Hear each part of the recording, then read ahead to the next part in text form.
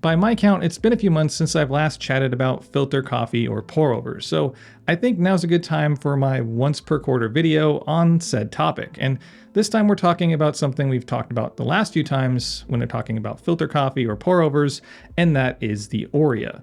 And we're not talking about just the Orea, we're talking about more Oreas, or Moreas for short.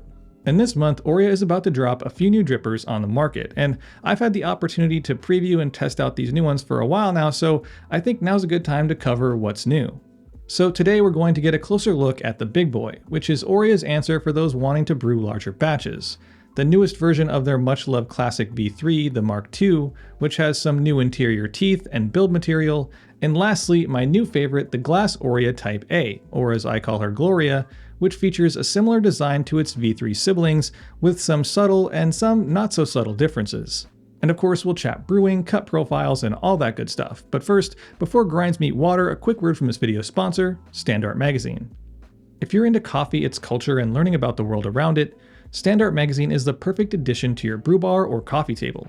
With quarterly releases, they shed light on issues both inside and outside of the cafe, highlighting people who elevate the industry, and deep dives into new ideas around all things coffee. To sweeten the deal, each issue also includes a sample of coffee from some of the world's best roasters, to give you the full sensory experience. You really can't beat the combination of fresh coffee and fresh print. So head over to standartmag.com/Sprometheus, use the link in the description or code Sprometheus at checkout to snag $5 off your very own subscription of coffee and culture, shipped direct to your door nearly anywhere in the world with a money-back guarantee. And if you're still on the fence, you can actually try Standart magazine for just the cost of shipping. There's not much to lose and a whole lot to gain. Now, first up, I want to cover the aptly named Big Boy, because it's the biggest, no pun intended, deviation from the norms of what we've seen from Orea thus far. I mean, side by side with the V3, the differences are clear, but on the inside, it utilizes all of these tall, sturdy teeth that function to lift the filter up off the bottom and lead brewed coffee to its single center exit. Personally, I rarely brew over 20 grams, and when it comes to filter coffee, I'm usually closer to 15. So I definitely felt a little apprehension brewing on the Big Boy at first, mainly because their recommended minimum batch size is 39 grams, so that's a big outlay of coffee to potentially mess up. But from my first attempt on the Big Boy, all I did was essentially scale up my standard V3 recipe, and I was pretty happy with the results. I started with 40 grams of coffee and 640 grams of 200-degree water. I broke down the recipe into 3 pours, a 140-gram bloom, allowing 45 seconds to really saturate and degas the larger dose, along with a short wet Weiss stir, ensuring that I hit as much of the bed as possible. From there, I used 2 250-gram pours, and between each, I allowed the slurry to drop nearly to the bed of coffee. The pours themselves were done in a circular motion from the outside in, and then back in to ensure the large slurry was maintaining temp and a decent amount of agitation, followed by a quick swirl during the final drawdown. The total brew time was around 4 minutes, and the extraction was just peaking past 22%. And I have to say, in the cup it was complex, it was sweet, and it was obviously well extracted. So as someone who doesn't often brew large batches, and have had mixed results in the past, I was glad to see the Big Boy delivers on the same ease and consistency that I already love and expect from the Orea family of drippers. Of course, the flavor differences between the Big Boy and the V3 are noticeable side by side, with more brightness, clarity, and sweetness in the smaller brewer. But considering the difficulties folks have had, myself included, trying to scale up a smaller brewer for a larger batch, I'd say going with the Big Boy is a much better idea, as it's more straightforward and more consistent.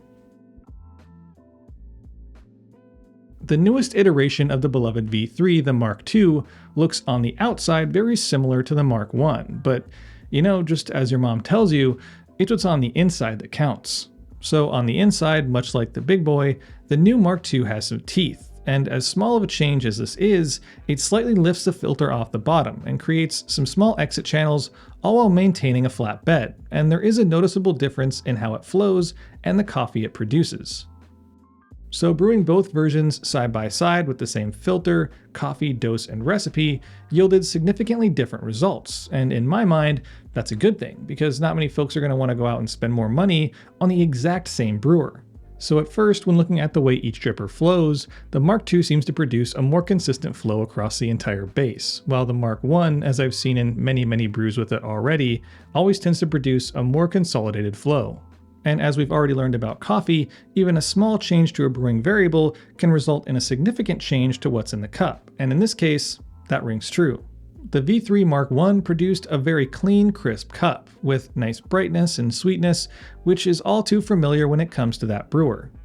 The Mk.II, on the other hand, was a significantly different cup by comparison.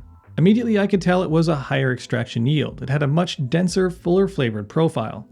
There was less clarity, but quite a bit more complexity, body, and overall balance, and the extraction numbers, though both high, showed the Mk.II pulled out nearly 1.5% more dissolved solids than the Mk.I. So clearly the addition of these teeth and subsequently the change in the flow means that the Orea V3 Mk.II is capable of doing more with less, which I think is really the winning concept of Orea's drippers to begin with, as they don't require a ton of effort or careful attention to detail to produce consistent, high-quality, tasty cups of coffee. Last but certainly not least, my favorite of the new Orea releases, the Type A glass brewer.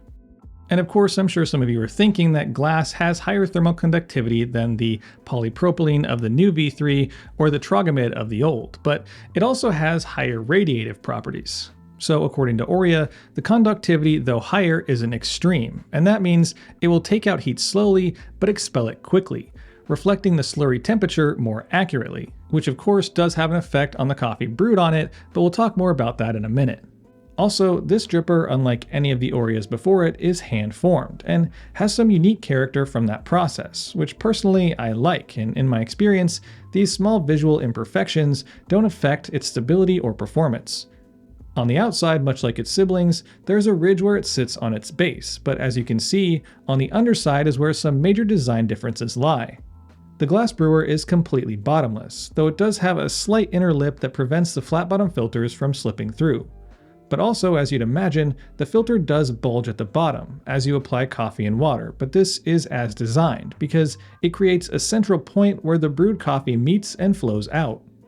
And interestingly enough, the massive changes in its design doesn't correlate to any sort of massive changes in how you brew on it.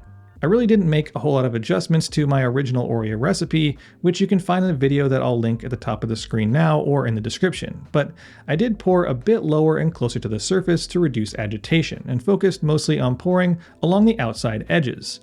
Orea does say that they had some good results with center pours in the brewer, but I found some increased bitterness when I focused pours on the center for too long. But generally, I found the Type A to be among the juicier, cleaner, and brighter options from Orea, all while pushing out those low to mid 20% extractions. In the end, I'm happy to see that Orea is building on their experience and bringing new and unique options to the table, because it doesn't feel forced and it doesn't feel like they're putting out products for the sake of putting out products. And I think these new additions are some of the best yet, because there really is something here for everyone. You've got the big boy for those looking to brew batches, the Mk.II for the solo explorer, and the glass option for folks who are concerned about the combination of plastic and hot water, though all the plastic options are BPA free and approved for food safety. But with that, I think it's time I start wrapping this one up, and as always, pass the conversation on to you. What are your thoughts on this new line of Orea drippers? Is there one in the set that seems to pique your interest? If so, which one and why? And also, if you're a current V3 Mk.I user, is the V3 Mk.II going to be something you're going to look at? Do you think the differences are big enough to make the other investment in a new dripper? Drop your answers to those questions and any others you may have in the comment section down below. And as always, I'll see y'all next week. Thanks for watching, and if you enjoyed the video, don't forget to like, share, and subscribe. Hit that little bell button for notifications of new videos posted every Friday. Check out my Instagram @Sprometheus for content throughout the week. Help support the channel by considering becoming a member for exclusive access. And as always, stay caffeinated. Pony Boy.